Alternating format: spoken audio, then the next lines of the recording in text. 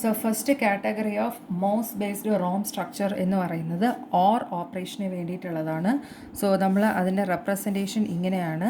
നേരത്തെ നമ്മൾ പഠിച്ചിട്ടുള്ള ഡയോഡ് ബേസ്ഡ് റോമിൽ ഡയോഡിന് പകരം എന്ത് ചെയ്യുക, ഒരു എൻ മോസ് ട്രാൻസിസ്റ്റർ വെച്ചിട്ട് റീപ്ലേസ് ചെയ്യാം. സോ ഇതാണ് അതിൻ്റെ കോൺഫിഗറേഷൻ.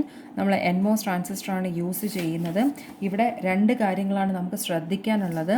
ഫസ്റ്റ് കാര്യം എന്ന് പറയുന്നത്, ഇവിടെ എൻ മോസിൻ്റെ ഡ്രെയിൻ എന്ന് പറയുന്നത് it is connected to supply voltage അല്ലെങ്കിൽ VDD. ദെൻ രണ്ടാമത് വരുന്നത് ബിറ്റ് ലൈൻ എന്ന് പറയുന്നത് it is resistively clamped to ground. Resistively clamped to ground എന്ന് പറഞ്ഞു കഴിഞ്ഞാൽ ഇക്വലൻ ടു ഒരു റെസിസ്റ്റൻസ് വെച്ചിട്ട് ബിറ്റ് ലൈനിനെ എന്ത് ചെയ്യുകയാണ്, ഗ്രൗണ്ടിലേക്ക് കണക്ട് ചെയ്തേക്കുവാണ്. ഓക്കെ, അപ്പോൾ ഇതിനകത്ത് നമുക്ക് എങ്ങനെയാണ് അതിൻ്റെ ഓപ്പറേഷൻ എന്ന് നോക്കാം. നമ്മളിപ്പോൾ ഒരു ലോജിക് 0 ഇൻപുട്ടാണ് വേർഡ് ലൈനിലേക്ക് അപ്ലൈ ചെയ്യുന്നതെങ്കിൽ, ഇൻപുട്ട് എന്ന് പറയുന്നത് ലോജിക് 0. സോ നമ്മൾ CMOS ലോജിക് സർക്യൂട്ടിൽ ഓൾറെഡി പഠിച്ചിട്ടുണ്ട്. എന്താണ് കണ്ടീഷൻ?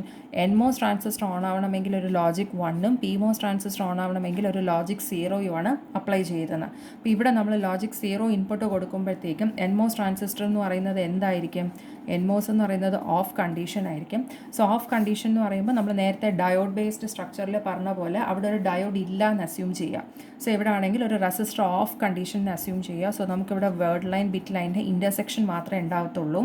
സിൻസ് ബിറ്റ് ലൈൻ എന്ന് പറയുന്നത് it is റെസിസ്റ്റീവ്ലി clamped to ground ആയതുകൊണ്ട് ബിറ്റ് ലൈൻ ഔട്ട്പുട്ട് എന്ന് പറയുന്നത് എപ്പോഴും എന്തായിരിക്കും? ലോജിക് 0 ആയിരിക്കും റീഡ് ചെയ്യുന്നത്. ഇനി രണ്ടാമത്തെ കണ്ടീഷൻ കൊടുക്കുക. ഇൻപുട്ട് എന്ന് പറയുന്നത് ലോജിക് 1 ആണെങ്കിൽ, ലോജിക് 1 ആണെങ്കിൽ എന്താ സംഭവിക്കും? ഇവിടെ ലോജിക് 1 കൊടുത്തു കഴിഞ്ഞാൽ NMOS ട്രാൻസിസ്റ്റർ ഓൺ കണ്ടീഷൻ ആയിരിക്കും. NMOS എന്ന് പറയുന്നത് ഓൺ കണ്ടീഷൻ ആയിരിക്കും. സോ ഇവിടെ നമുക്ക് വേർഡ് ലൈൻ ബിറ്റ് ലൈൻ ഇൻ്റർസെക്ഷനിൽ അവിടെ എന്തുണ്ട്? ട്രാൻസിസ്റ്റർ ഓൺ എന്ന് പറഞ്ഞു കഴിഞ്ഞാൽ എന്താണ്? വേർഡ് ലൈൻ ബിറ്റ് ലൈൻ തമ്മിലൊരു കണക്ഷനുണ്ട്.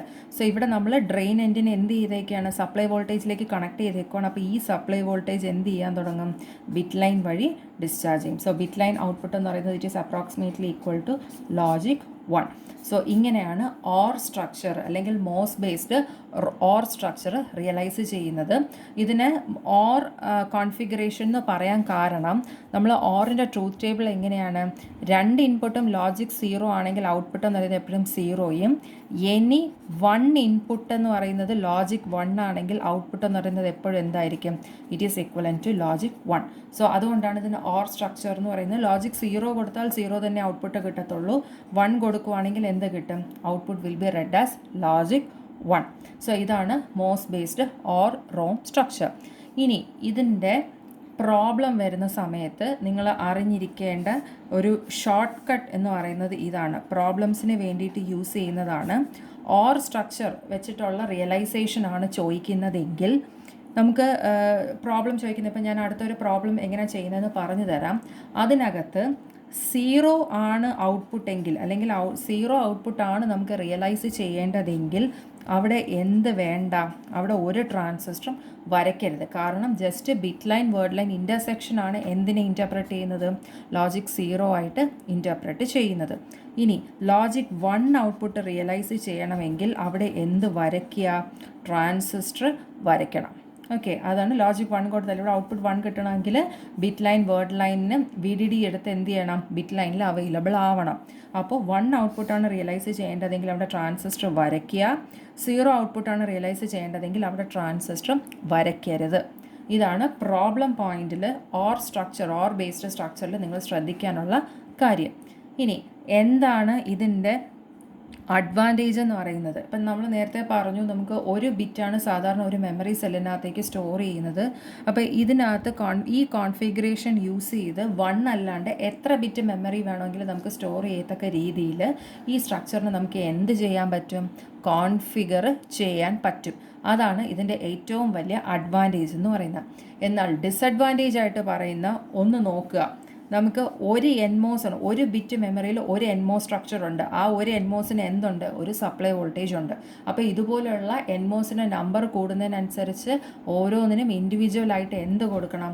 സപ്ലൈ വോൾട്ടേജ് കൊടുക്കണം. അപ്പോൾ അങ്ങനെ വരുമ്പോഴത്തേക്ക് നമുക്ക് മൊത്തത്തിലുള്ള ഏരിയ ഇൻക്രീസ് ചെയ്യും. അത്രയും സപ്ലൈ റിക്വയർമെൻറ്റ്സും വേണം. ഈ സപ്ലൈ റിക്വയർമെൻറ്റിനുള്ള ഒരു ഒപ്റ്റിമൈസേഷൻ ടെക്നിക്ക് എന്ന് പറയുന്നത് എന്ത് ചെയ്യുക? ഒരു ലെയർ ഓഫ്, ഇപ്പം നമ്മൾ പ്രോബ്ലം ചെയ്യുമ്പോൾ മനസ്സിലാവും, നമ്മൾ 2 കോൺസിക്യൂട്ടീവ് ലെയേഴ്സ് വരുമ്പോൾ സപ്ലൈ റെയിൽ എന്ത് ചെയ്യുക, കോമൺ ആക്കി വെക്കുക. സാധാരണ നിങ്ങൾ ബ്രെഡ് ബോർഡ് ഡിസൈൻ ചെയ്യുമ്പോൾ ഗ്രൗണ്ടിന് വേണ്ടിയിട്ട് ഒരു ടെർമിനൽ ഫുള്ള് കോമൺ ആക്കി വെക്കത്തില്ലേ, അതുപോലെ കോൺസിക്യൂട്ടീവ് ലെയേഴ്സിന് എന്ത് ചെയ്യുക, സപ്ലൈ റെയിൽ കോമൺ ആക്കി യൂസ് ചെയ്യാം. അതാണ് ഒരു ഒപ്റ്റിമൈസേഷൻ മെത്തേഡ് എന്ന് പറയുന്നത്. ഇതാണ് മോസ് ബേസ്ഡ് റോം സ്ട്രക്ചർ. ഇനി നമുക്കൊരു പ്രോബ്ലം നോക്കാം. ഒരു പ്രോബ്ലം നിങ്ങളുടെ നോട്ടിൽ തന്നിരിക്കുന്ന നോട്ടിൽ ഓൾറെഡി വർക്ക്ഡ് ഔട്ട് ആയിട്ടുള്ള ഒരു പ്രോബ്ലമാണ്. രണ്ടാമത് ഫോർ പ്രാക്ടീസിന് വേണ്ടിയിട്ട് ഞാനൊരു ബോക്സിനകത്തൊരു സർക്യൂട്ട് ഒരു പ്രോബ്ലം കൊടുത്തിട്ടുണ്ട്. ഞാൻ ആ പ്രോബ്ലം ക്ലാസ്സിൽ ഇവിടെ എടുക്കാം, എന്നിട്ട് വർക്കൗട്ട് ചെയ്തിട്ടുള്ള പ്രോബ്ലം നിങ്ങൾക്ക് കിട്ടുന്നുണ്ടോ എന്ന് നോക്കാം. ഓക്കെ.